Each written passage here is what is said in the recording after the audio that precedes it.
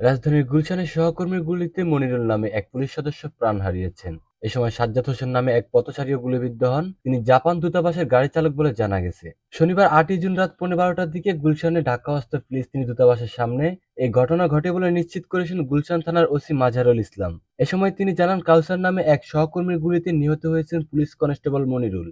নিজেকে প্রত্যক্ষদর্শী বলে দাবি করা হাসান আহমেদ নামে এক গণমাধ্যম কর্মী জানান, তারা ডিউটি শেষ করে অফিসের গাড়িতেই ফিরছিলেন। হঠাৎ ফিলিস্তিনি দূতাবাসের সামনে গুলিবিদ্ধ অবস্থায় পুলিশের এক সদস্যকে পড়ে থাকতে দেখেন। এতে তাদের চালক গাড়ির গতি কমাতেই পুলিশের একজন সদস্য এলোপাতাড়ি গুলি ছুড়তে থাকেন। তারা দ্রুতই ঘটনাস্থল ত্যাগ করার সময় বেশ কয়েক রাউন্ড গুলির শব্দ শুনতে পান। তবে কি নিয়ে এমন ঘটনা তা তাৎক্ষণিক বুঝতে পারেননি তারা। রাত ১২টা ২০ মিনিটের দিকে গুলশান থানার ওসি মাজহারুল ইসলাম গণমাধ্যমকে জানান, সম্ভবত মানসিক সমস্যার কারণে তাদের এক কনস্টেবল আরেক কনস্টেবলকে গুলি করেছে। এই ঘটনায় পথচারী আহত হয়েছে বলে শুনেছেন তিনি।